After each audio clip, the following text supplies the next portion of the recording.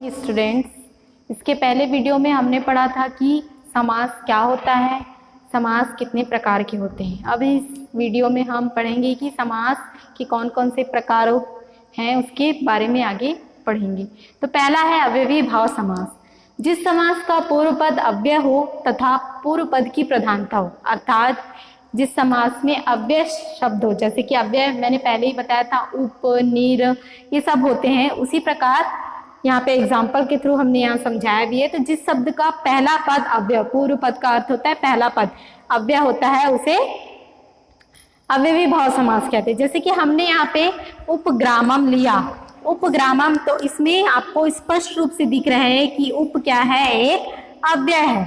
तो उपग्रामम, उप का अर्थ होता है समीप, तो ग्रामस्य समीपम अर्थात गांव के समीप। उसी प्रकार उपगंगम, इसमें भी उप है, ठीक। तो उपगंगम का होगा गंगाया समीपम अर्थात गंगा के समीप। तीसरा है उपमुनि, मुने समीपम मुनि के समीप। तो इस प्रकार उप शब्द यानी उप अव्यय का प्रयोग करके हम अव्ययी भाव समास बना सकते हैं। अर्थात अव्ययी भाव समास वह है जिसमें पहला पद अव्यय होता है।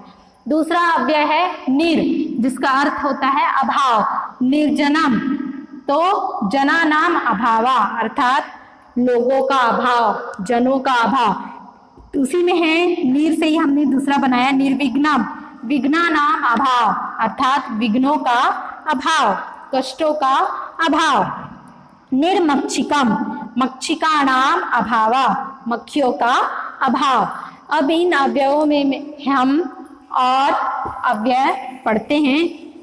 अभी हमने दो ही पढ़ा है, इसके अलावा भी होते हैं, उसके बारे में अभी हम पढ़ेंगे।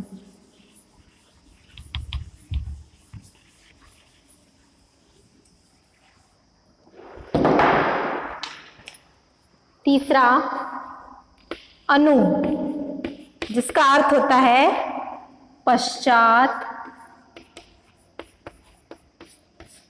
या योग्यता।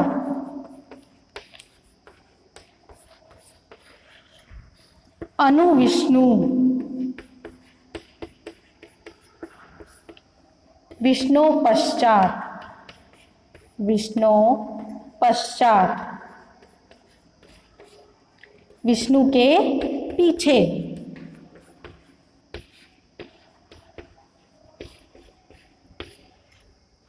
अनुरथम,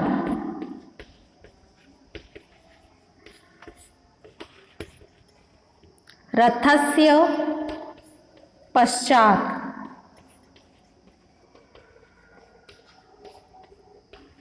रथ के पीछे। इसी प्रकार अनुरूपम,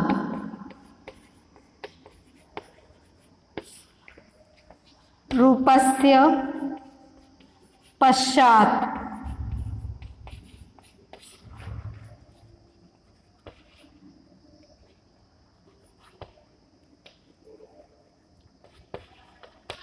रूप के। अब यहाँ पे पश्चात मैंने पहले ही बताया था कि अनु में दो, अनु का अर्थ दो होगा, पश्चात और योग्यता। तो यहाँ पे रूप की योग्यता।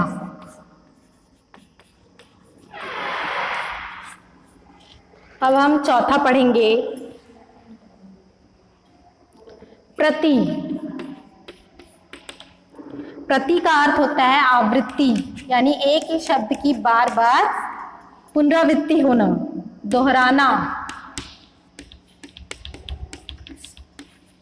जैसे प्रत्येकम, एकम एकम प्रति,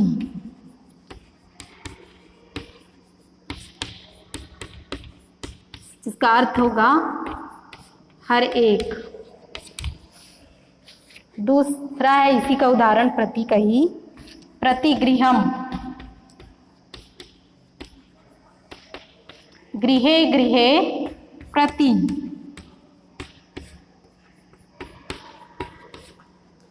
अर्थ होगा हर घर।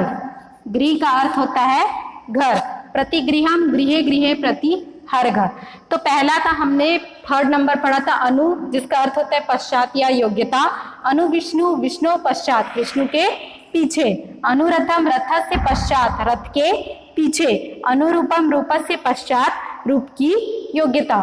4th नंबर है प्रति, प्रति का अर्थ होता है दोहराना, प्रत्येकम, एकम एकम प्रति अर्थात हर एक। उसी प्रकार है प्रतिगृहम, गृहे गृहे प्रति, हर घर, यानी यहाँ पे जो लास्ट वाला शब्द है उसकी बार बार पुनरावृत्ति होती है। जैसे गृह यहाँ 2 बार आया है तो इसलिए यहाँ पे आवृत्ति कहा गया, मतलब बार बार दोहराना। एकम भी 2 बार आया है तो ये कौन सा होगा, प्रति के साथ ही इसका प्रयोग होगा। नेक्स्ट पढ़ते हैं 5th नंबर।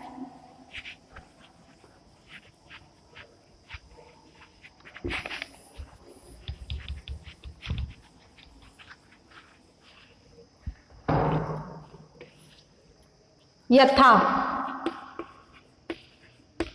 यथा का अर्थ होता है उल्लंघन ना करना।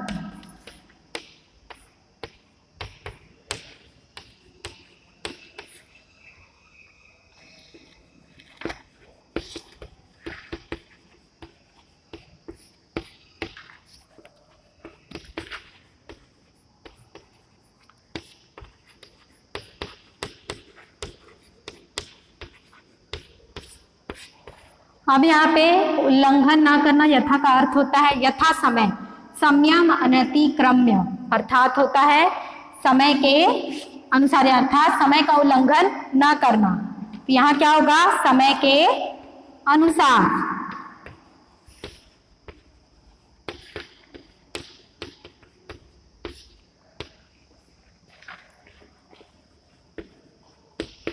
यथा शक्ति,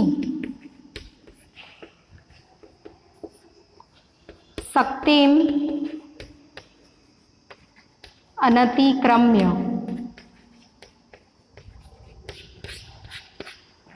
शक्ति के अनुसार।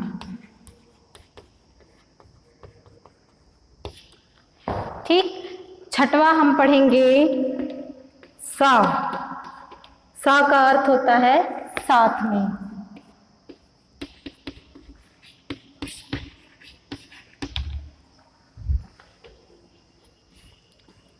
सचित्रम,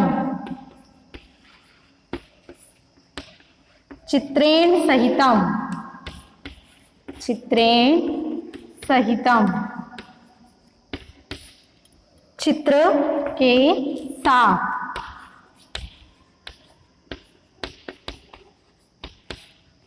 दूसरा उदाहरण है सबलम,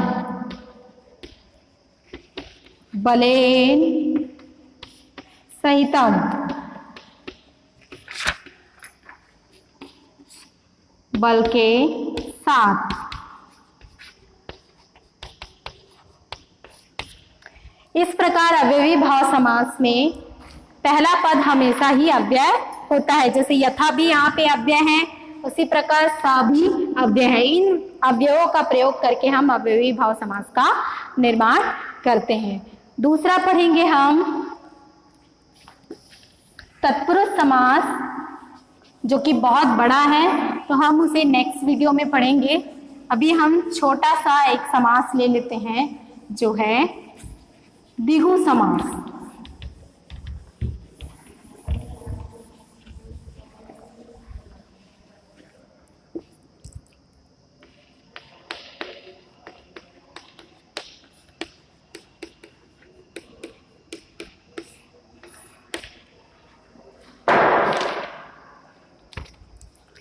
जिस समास का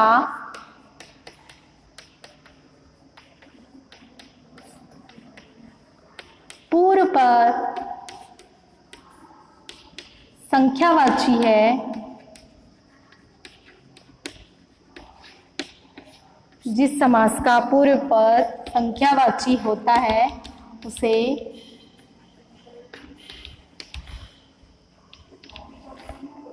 द्विगु समास कहते हैं।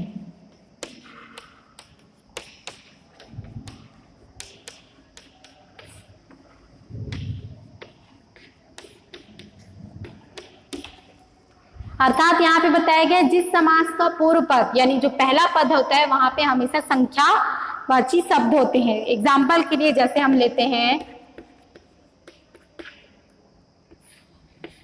त्रयाणाम भूनानाम समाहारा, इसका होगा त्रिभुवनम, त्रिभुवनम, तीन भुवनों का समूह।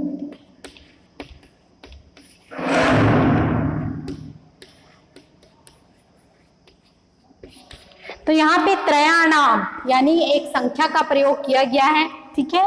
तो त्रयाणाम त्रिभुवनम मतलब तीन भवनों का समूह है। दूसरा एग्जाम्पल लेते हैं नवानाम रात्रिनाम समाहारा,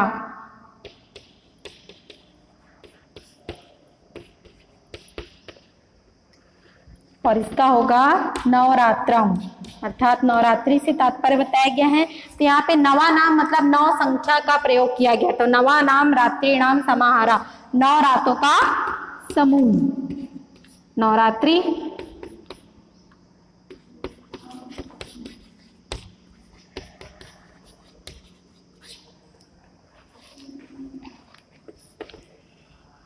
पंचानाम,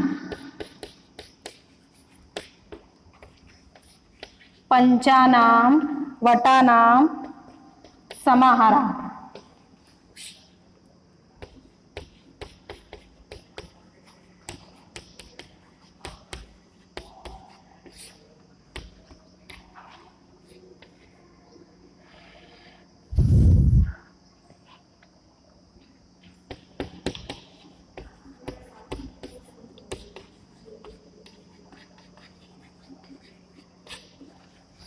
यहाँ पे मैंने त्रयाणाम बताया था, त्रयाणाम भुवनानाम समाहारा, यानी त्रयाणाम अर्थात संख्या का प्रयोग किया गया है। तो त्रिभुवनम तीन भवनों का समूह। उसी प्रकार नवानाम रात्रिनाम समाहारा, नौ रातों यानी नौ संख्या का प्रयोग किया गया, इसलिए यहाँ पे द्विगु समास होगा। पंचानाम वटानाम, तो यहाँ पंचानाम लिखा गया है, ठीक है। तो पंचानाम वटानाम समाहारा, तो पांच वटों का समूह। तो इस प्रकार द्विगु समास में हमेशा संख्या का प्रयोग किया जाता है। पहला था अव्ययी भाव समास, जिसमें अव्यय शब्द का प्रयोग पहले होता था, उसी को देखकर हम पहचानते थे कि यह अव्ययी भाव समास है। अब यहाँ पे सेकंड पढ़े हम द्विगु समास, जिसमें हमें संख्या का बोध हो रहा है। तो यह हमेशा द्विगु समास में संख्याओं का प्रयोग किया जाता है। तो आपको जहां पे संख्या का प्रयोग किया जा रहा है तो आपको कंफर्म कर लेना है कि वह कौन सा समास होगा, द्विगु समास होगा। तो इस प्रकार आज हमने दो पढ़ा, अव्ययी भाव समास और द्विगु समास। नेक्स्ट वीडियो में हम तत्पुरुष समास पढ़ेंगे। Thank you.